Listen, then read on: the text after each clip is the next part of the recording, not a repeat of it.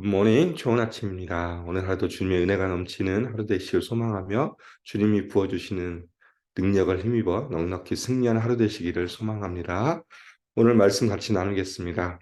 사무엘상 25장 36절부터 44절 말씀입니다. 사무엘상 25장 36절부터 44절 말씀입니다. 아비가일이 나발에게로 돌아오니 그가 왕의 잔치와 같은 잔치를 그의 집에 배설하고 크게 취하여 마음에 기뻐함으로 아비가일이 밝은 아침까지는 아무 말도 하지 아니하다가 아침에 나발이 포도주에서 깬 후에 그의 아내가 그에게 이 일을 말하매 그가 낙담하여 몸이 돌과 같이 되었더니 한 열흘 후에 여호와께서 나발을 치심에 그가 죽으니라. 나발이 죽었다 함을 다윗이 듣고 이르되 나발에게 당한 나의 모욕을 갚아 주사 종으로 악한 일을 하지 않게 하신 여호와를 찬송할지로다. 여호와께서 나발의 악행을 그의 머리에 돌리셨도다 하니라. 다윗이 아비가일을 자기 아내로 삼으려고 사람을 보내어 그에게 말하게 하매 다윗의 전령들이 갈멜에 가서 아비가일에게 이르러 그에게 말하여 이르되 다윗이 당신을 아내로 삼고자 하여 우리를 당신께 보내더이다 하니 아비가일이 일어나 몸을 굽혀 얼굴을 땅에 대고 이르되 내 주의 여종은 내 주의 전령들의 발 씻길 종이니이다 하고 아비가일이 급히 일어나서 나귀를 타고 그를 뒤따르는 처녀 다섯과 함께 다윗의 전령들을 따라가서 다윗의 아내가 되니라. 다윗이 또 이스르엘 아이노암을 아내로 맞았더니 그들 두 사람이 그의 아내가 되니라. 사울이 그의 딸 다윗의 아내 미가를 갈림에 사는 라이스의 아들 발디에게 주었더라. 아멘.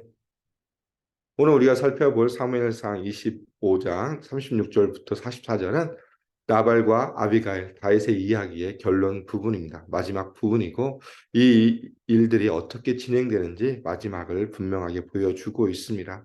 아비가일이 다윗을 만나서 그 모든 문제를 해결한 뒤에 다시 돌아오는 모습을 보여주고 있습니다. 36절에 아비가일이 집으로 돌아왔다라고 이야기하고 있습니다. 아비가일이 나발에게로 돌아오니라고 시작하면서 36절부터 시작해서 38절까지 나발이 죽음, 나발의 최후를 기록해 주고 있습니다.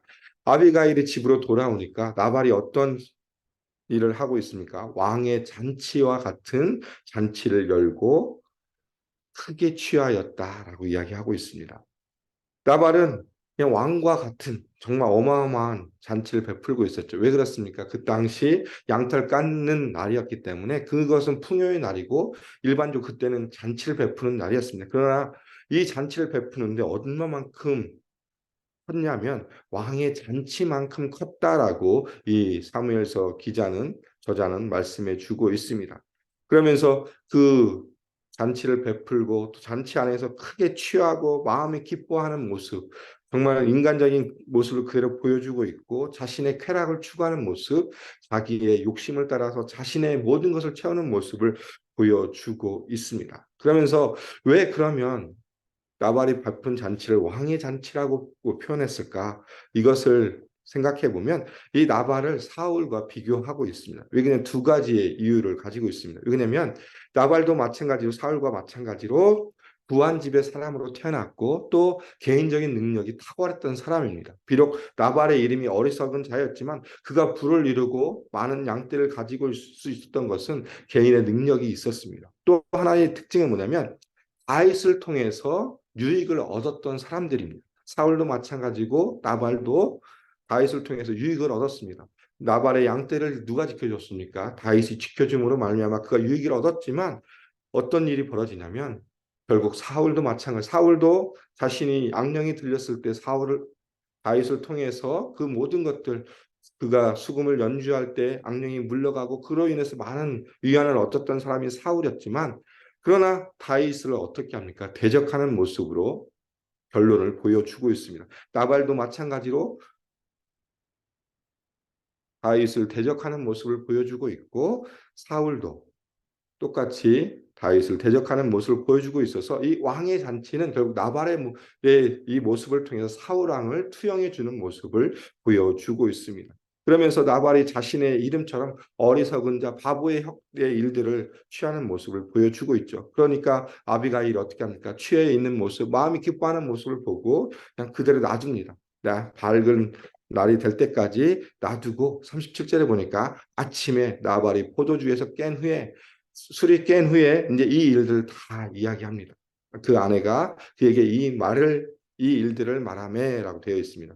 그가 낙담하여 몸이 돌과 같이 되었다.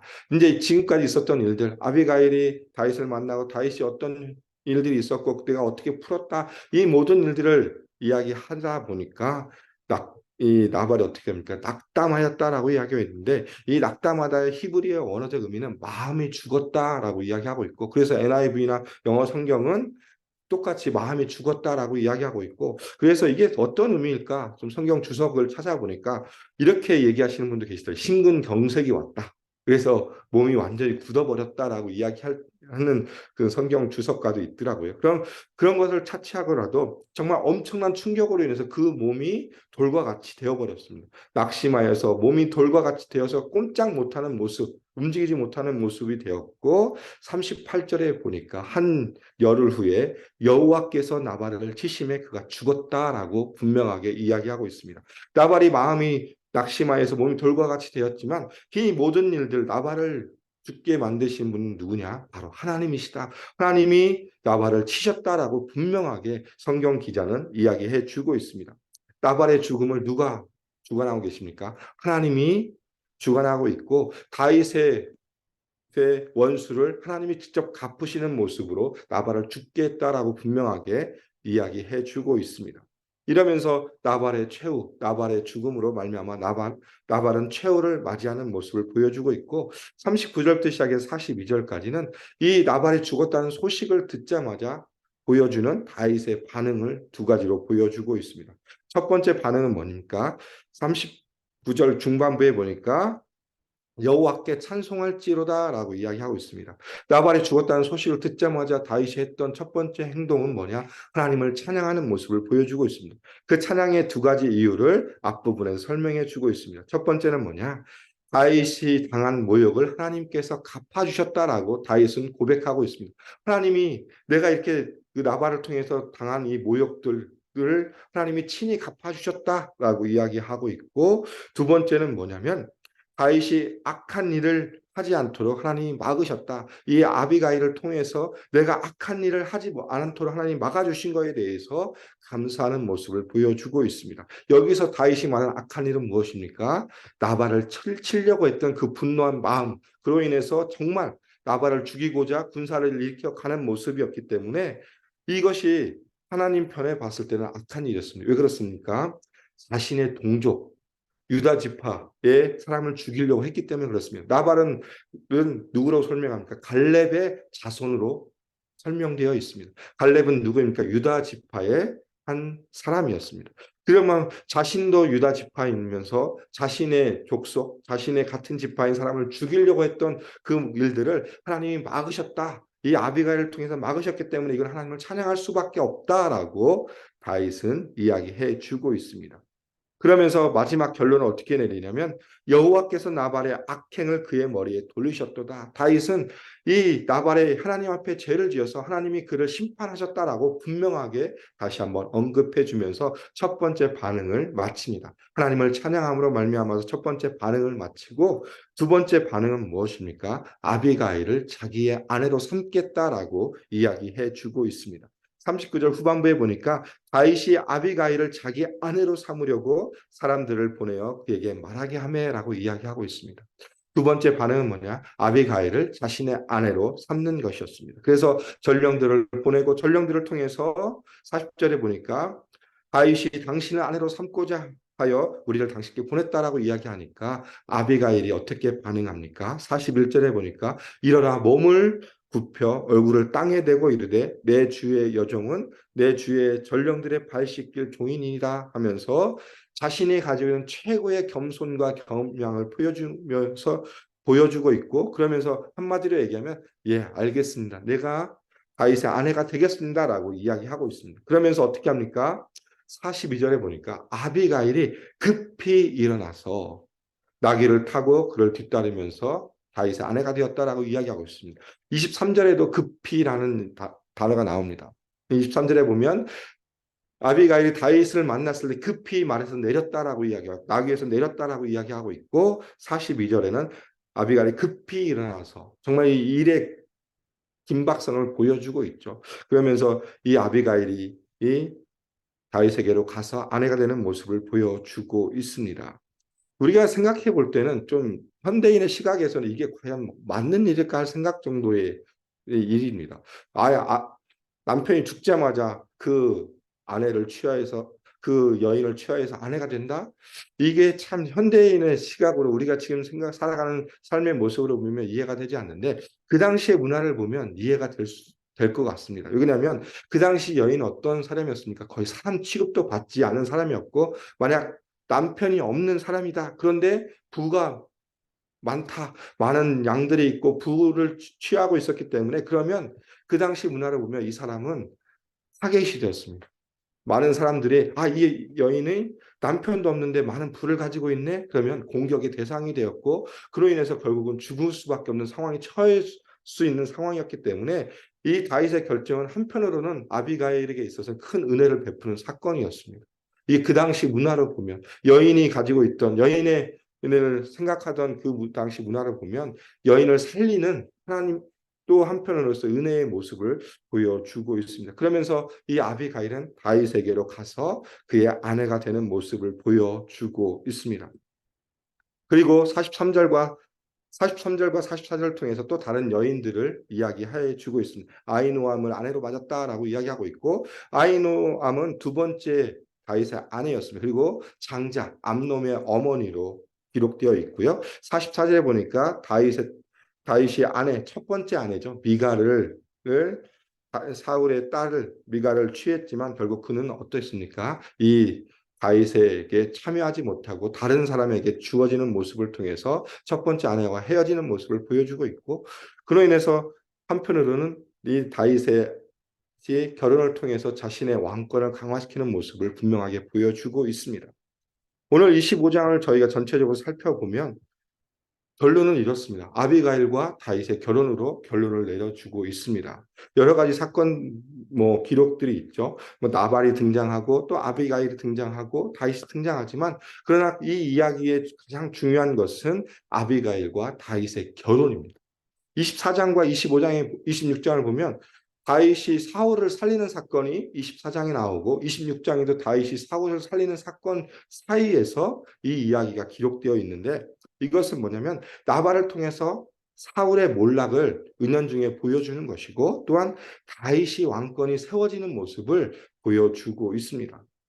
나발과 다윗의 문제 가운데 어떤 분쟁이 보여지는 것 같아 보이지만 한 여인의 등장이죠. 아비가일의 등장으로 인해서 이 모든 갈등이 해결되어지고 다윗의 왕조가 더욱 튼튼하게 세워지는 결과를 보여주고 있습니다. 그것을 누굴 통해서 아비가일의 결혼을 통해서 다윗의 왕조, 다윗의 왕권이 세워지는 것을 보여주고 있습니까?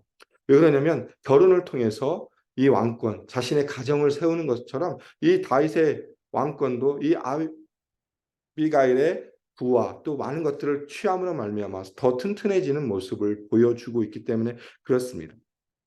그러면서 저는 이 25장을 살펴보면 두 가지를 좀 생각해 봤습니다. 첫 번째는 뭐냐면 이 이야기가 어떻게 보면 하나의 스토리입니다. 나발과 아비가일과 다윗의 스토리지만 그러나 이 내면 가운데 흐르고 있는 건 뭐냐면 하나님의 주권입니다. 하나님이 이 모든 것 가운데 함께 하셨다. 하나님이 이 모든 일들을 이뤄 가신다는 것을 분명하게 보여주고 있습니다. 왜 그렇습니까? 아비가일이 다윗을 만나게 되고 다윗이 또 아비가일을 통해서 이 모든 문제를 해결해 하시고 또 나발을 죽게 하시는 모든 과정 가운데서 그의 주관자는 누구십니까? 하나님이십니다. 하나님이 이 모든 것을 이끌어 가신다는 것을 다시 한번 보여주고 있고 이 사무엘 상을 통해서 보여주는 것은 이 기저에 깔고 있는 것이 하나님의 주권, 하나님의 섭리다라는 것을 다시 한번 이 사건을 통해서 보여주고 있습니다. 우리가 그리스도인으로 살아갑니다. 예수 그리스도를 믿는 사람으로 살아가는데 우리의 주권이 바로 누구에게 있습니까? 하나님께 있다. 내가 예수 그리스도를 믿게 되고 예수 그리스도의 통해서 구원받은 하나님의 자녀가 되었다는 것 자체도 하나님의 주권임을 다시 한번 기억하시면서 오늘 하루의 삶을 살았으면 좋겠습니다. 내가 살아가는 삶의 모습, 이 모든 것이 하나님의 손안에 있고 하나님의 주권과 하나님의 섭리 가운데 있음을 다시 한번 감사하는 하루가 되기를 소망합니다. 두 번째는 뭐냐? 지혜의 필요성입니다. 아비가일이 보여주는 아름다운 지혜, 아름다운 여인의 지혜를 통해서 보여주는 것처럼 우리가 이 땅을 살아갈 때 세상의 지혜가 아니라 하나님의 지혜를 가지고 살아가야 될 것을 다시 한번 보여주고 있습니다. 지혜의 근본은 무엇입니까? 하나님을 경외하는 것입니다. 그러면서 또한 야고보서를 통해서 우리에게 이야기해 주신 말씀이 뭐냐? 너희가 지혜가 부족하거든 어떻게 하라? 야고보서 1장 5절에 보니까 너희 중에 누구든지 지혜가 부족하거든 모든 사람에게 후히 주시고 꾸짖지 아니하시는 하나님께 구하라. 그리하면 주시리라라고 분명하게 우리에게 말씀해 주고 있습니다. 우리가 이 땅을 살아가면서 하나님의 지혜가 부족하면 하나님 앞에 기도함으로 나아가 하나님 앞에 구해야 될 것을 이야기하고 있고 그 지혜를 통해서 우리가 이 땅을 살아가야 될 것을 이야기해 주고 있습니다. 오늘 하루를 살아갈 때 우리가 하나님의 주권을 다시 한번 인정하면서 하나님의 지혜를 구하는 삶이 되기를 소망합니다. 우리가 똑같은 삶을 살아가지만 그러나 똑같은 삶 가운데서 어떻게 살아갈 것인지 하나님의 주권을 인정하고 또한 하나님의 지혜를 얻은 자로서 하나님의 뜻 가운데서 올바르게 살아가는 삶의 모습이 바로 예수 그리스도를 믿는 작은 예수로 살아가는 삶의 모습임을 다시 한번 기억하며 그 삶으로 오늘 하루도 승리하시기를 주님의 이름으로 소망하며 축복합니다. 기도하겠습니다. 하나님 감사합니다. 오늘 또 사무엘상 25장의 말씀을 통해서 하나님의 주권과 또 하나님의 우리에게서 이 땅을 살아갈 때 어떤 지혜로 살아갈 것인지 다시 한번 살펴보았습니다. 하나님 아비가일과 또 다윗의 관계를 통해서 하나님이 이 모든 역사를 이끌어 가시고 다윗의 왕권을 세워 가시는 모습 가운데 우리가 살아보면서 하나님의 주권, 하나님의 섭리가 얼마만큼 큰지 다시 한번 기억하게 해 주시고 우리의 삶도 주님 앞에 달려 있고 주님의 손 안에 있고 주님의 주권과 주님의 섭리에 있음을 다시 한번 기억하게 해 주시고 하나님의 지혜를 통해서 이 세상에 있는 많은 지혜와 지식을 따라가는 것이 아니라 오직 하나님의 지혜를 따라서 이 땅을 분별하며 하나님의 뜻을 구하며 살아갈 수 있도록 오늘 하루의 삶을 주님께서 인도해 주시며 함께하여 주시고 오늘 하루의 삶을 통하여서 우리의 모습을 통하여서 하나님의 나라와 하나님의 의를 드러나는 귀한 삶이 될 수 있도록 인도하여 주시옵소서. 주님 감사합니다. 예수님 이름으로 기도드립니다. 아멘. 이 시간 우리 합심으로 같이 기도하겠습니다. 오늘 말씀을 기억하시면서 다시 한번 나의 삶의 주권이 하나님께 있음을 고백하며 하나님의 지혜 가운데 하나님의 뜻을 분별하는 귀한 삶이 될 수 있도록 위에서 기도 부탁드리겠습니다.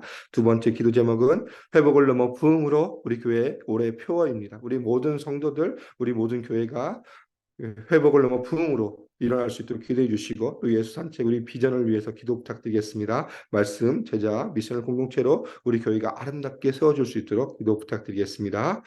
이번 주 있을 부흥회를 위해서 기도 부탁드리겠습니다. 한 번 인생이란 주제로 유영렬 목사님을 통해서 귀한 말씀의 잔치가 펼쳐집니다. 이 말씀의 잔치를 통해서 우리가 다시 한번 말씀 가운데 반응하며 도전받고 또 말씀 가운데 우리의 삶을 하나님께 드리는 귀한 시간이 될 수 있도록 위해서 기도 부탁드리겠습니다. 마지막으로 이디오피아에서 선교하시는 김명환 선교사님을 위해서 기도해 주시고 우리 목장에서 후원하는 선교사님들을 위해서 기도해 주시고 투병 중인 성도님들을 생각하시면서 그들의 삶을 위해서 그들의 마음 가운데 위로와 또 치유와 회복의 역사가 일어날 수 있도록 또 고통 가운데 있는 성도들의 마음을 위로해 달라고 이 시간에 합심으로 함께 같이 기도하고 일상의 삶으로 나아가겠습니다.